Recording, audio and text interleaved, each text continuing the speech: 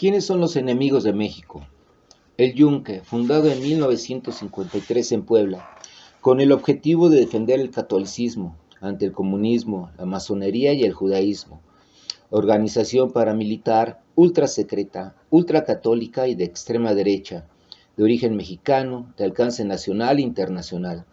Hoy son los mayores críticos y fieros adversarios del presidente Andrés Manuel López Obrador y de la Cuarta Transformación, con el apoyo de las bases panistas, el cual surgió con la misión de echar para atrás las reformas del presidente Lázaro Cárdenas en 1939.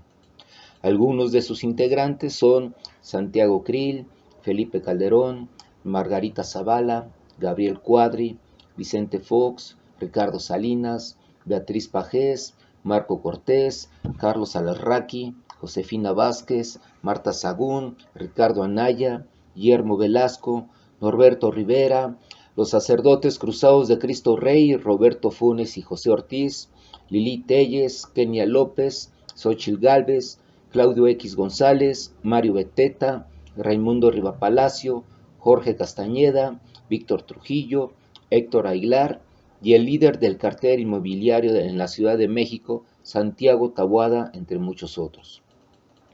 Después tenemos a El Muro, grupo de la derecha anticomunista, que significa Movimiento Universitario de Renovadora Orientación.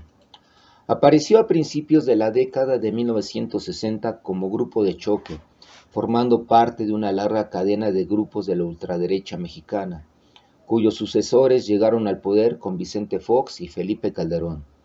Amantes del dictador en España, Francisco Franco, del genocida Díaz Ordaz y del dictador Augusto Pinochet. Entre sus actividades, realizaban golpizas en escuelas, enfrentamientos con armas de fuego y punzocortantes, robo de expedientes y documentos confidenciales, espionaje de sus adversarios, sabotaje en actos públicos y espectáculos, amenazas, protestas públicas. Surge hoy de nuevo bajo la protección de Claudio X González, de la Coparmex, de la ultraderecha panista, de la Iglesia Católica, entre otros organismos anticomunistas. Ahora se presentan como organismos de la sociedad civil, realizando desmanes, pintas, saqueos, destrucción, anarquismo, violencia, robo, como un verdadero grupo de choque. Después tenemos a la Iglesia Católica corrupta. Los Legionarios de Cristo, fundado en 1941 en México por el pederasta Marcial Maciel, quien abusó de más de 60 niños y quien tuvo 6 hijos con 3 mujeres, tuvo su mayor auge durante el sexenio de Vicente Fox, a través de la Universidad Anáhuac, cuna de la ultraderecha en donde estudió su hija Paulina. Los Legionarios de Cristo alcanzaron poder económico y político, llegando a tener cargos de dirigencia en el PAN, en donde se llevaron a cabo férreas peleas por el control del partido, con yunquistas, con el Opus Dei, con los masones y evangelistas. La Iglesia Católica en el país, en donde sus grandes jerarcas vivieron de manera cómoda, llena de lujos y protección, al amparo de las oligarquías empresariales y política. Hoy el pueblo mexicano, consciente de la maldad de ella, se aleja cada día más exhibiendo su corrupción de pedofilia e hipocresía. Personajes como Norberto Rivera, Juan Sandoval, obispos como Ramón Castro de Cuernavaca, Cristóbal Asensio de Apatzingán, el mismo arzobispo Carlos Aguilar, entre otros, son fieles seguidores del neoliberalismo político, del cual obtienen poder económico y social al apoyar al prianismo del cual han vivido muchos años. Simplemente forman parte de la mafia oligarca del poder. También tenemos al INE, al Instituto Nacional Electoral. La historia de fraudes en el país siempre ha sido al cobijo y protección del antes CIFE, ahora INE.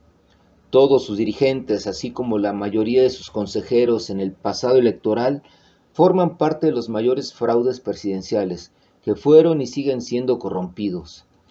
Consejeros expresidentes como José Goldenberg, Carlos Ugalde, Leonardo Valdés y Lorenzo Córdoba, quienes se prestaron al fraude electoral obedeciendo a las oligarquías nacionales y extranjeras, claro, hasta 2018, en donde ganó el pueblo mexicano.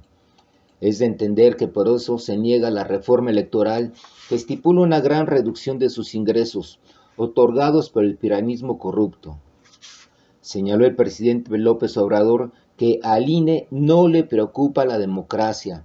Lo que quieren es debilitar al gobierno para que no avance y se consolide la transformación y que puedan ellos regresar a seguir robando y seguir siendo parte de la clase privilegiada.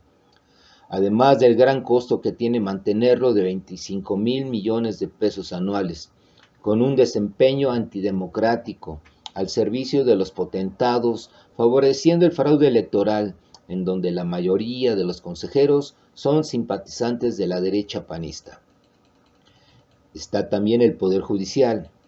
Señala el presidente López Obrador: el Poder Judicial está podrido, está secuestrado por la oligarquía al servicio de una minoría rapaz. Un Poder Judicial que nunca fue cuestionado por el poder narcopolítico, empresarial, eclesial, oligarca, que gobernó el país sino protegido porque servía a sus intereses de corrupción, de robo, de saqueo, de genocidio y fraude electoral. Con sueldos mensuales arriba de los 700,000 pesos, con fideicomisos que les proporcionan gastos de alimentos, de viajes, médicos, de vacaciones, mejoras habitacionales, autos, de protección y seguridad, servidumbre, pensión vitalicia millonaria, etc. En sí una vida de reyes que se dedican a proteger a las oligarquías políticas y empresariales, otorgando amparos y libertad a grandes asesinos, rateros, defraudadores, estafadores, narcos como son Rosario Robles, Ricardo Salinas, Cabeza de Vaca, Iberdrola, OHL, Emilio Lozoya, Juan Collado, Elbester Gordillo, etc., y liberación de cuentas bancarias como las de García Luna y Cárdenas Palomino.